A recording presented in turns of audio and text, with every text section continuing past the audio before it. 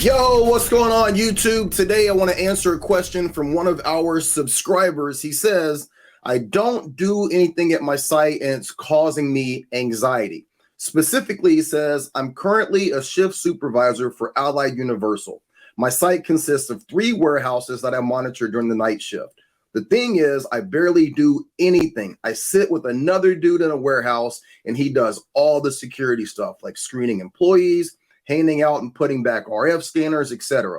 All I do is sit there with the supervisor phone and relay to the account manager if someone called off. It's driving me crazy. What can I do? Listen, this is an amazing opportunity to address something that plagues a lot of officers in the security industry. Now, for those of you who have very detailed post orders, very detailed routes that you're supposed to work, things that you're supposed to do, this might not apply to you. But so many officers, so many guards, they find themselves working for these companies and they say, hey, listen, be at this location, be at this site, sit in this one specific spot, answer the phones, answer questions. But aside from that, they don't really give a lot of information or a lot of training on how to make an 8, 12, or 16-hour shift go by. So here are a couple of ideas that I have for you. Number one, it's going to be, if you don't have something that's already placed out for you, already written out for you, it's going to be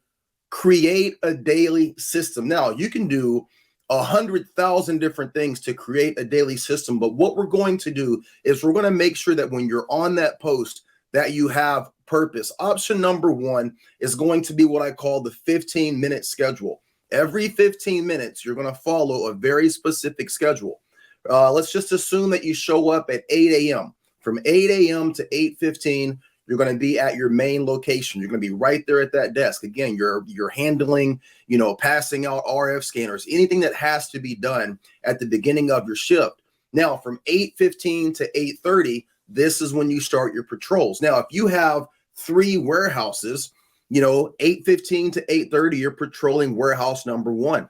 8:30 to 8:45, you're patrolling warehouse number 2. 8:45 to 9 o'clock, you're patrolling warehouse number 3, and so on and so forth. After you've patrolled each one of those locations, you go back and you sit for the 15 minutes until you get back to the top of the hour. This is just giving you something to focus your time on and give you an idea of something that you can do. Option number 2 would be to do the same exact thing, but do it on a 30-minute schedule. Now, again, I don't know how much interaction you have with people coming in throughout the day. You're saying that you're working with someone else. You're in more of a supervisory role, supervisory position.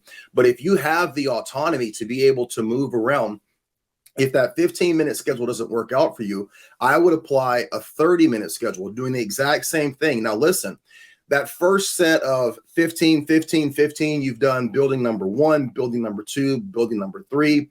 After you take that 15-minute break, you get back to the top of that hour. You want to reverse that. Start at building number 3, go to building number 2, and then work your way back to building number 1, so on and so forth. This would just break up the monotony. Now, I'm telling you, if you set an alarm on your watch for 15 minutes and you're at that front desk location, and when that alarm goes off, you take your walk and you do that patrol, it will make your day go by a lot faster. Option number 3, and something that if you're really, really bored, it seems kind of corny, but it does work, and that's to get a single 6-sided dice. You can assign different tasks to all 6 of those sides. So task number 1 would be to remain at the desk. Task number 2, and these are all hypothetical, would be to check the office area, make sure that no one is posted up in an office, make sure that no one, if these are locations that are supposed to be closed or empty, if you're working overnight, these are areas that should not have anybody in them. So say, side number 2 on that dice is to check those office areas. Number 3 might be something like verify that certain doors are locked. Number 4, check the parking lot, make sure there's no damage or vandalism to any sort of cars. Number 5, check your camera system, so on and so forth. And then once you've established what each one of those 6 sides of that dice is going to be, or that die is going to be, when you get to that 15 or you get to that 30-minute, you roll that thing, and then whatever comes up, that's what you do. Again, this is just giving you a way to break the monotony. Again, there's so many ways that you can do this.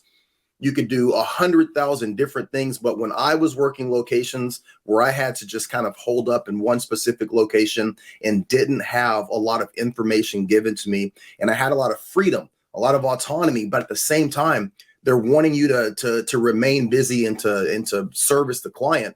This is a great thing that you can do. Now, aside from the fact that it breaks up the monotony of your day, when you're up and you're moving around, you're checking the doors, you're ensuring that there's no issues in the parking lot, you're checking on the offices. If you're working for a company like Allied Universal, this type of mentality is going to separate you from probably about 98% of the other officers that are out there.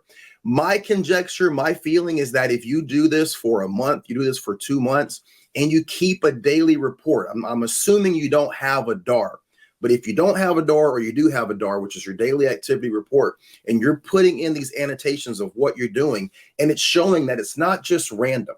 Most security guards who work for Allied Universal and they do have a daily activity report, they're just filling it out. Check the doors, no problems. Check the parking lot, no problems. Check the, upstairs area, no problem. And for the most part, we all know it's bullshit. They're not doing it. They're not checking. But if you're actually up and moving around and you're doing it in these random fashions so that you're not checking the parking lot, every time, you're not checking the upper lot every time, you're not checking building number 1, number 2, on a very predictable basis, it's going to show that you're up, you're moving around, and that you're engaged. And I'm going to tell you, you do this for a month or 2 months, young man, more than likely they're going to move you to a site where they need to have someone that's more forward facing and that makes Allied Universal look better. And you will be that guy. This is the quickest way for you to get moved to a better location, a better site, a more prestigious contract, and ultimately down the road, be able to request more money. I hope that helps.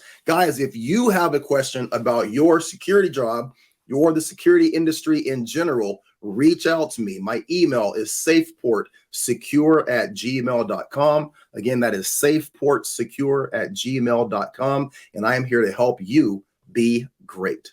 Be great.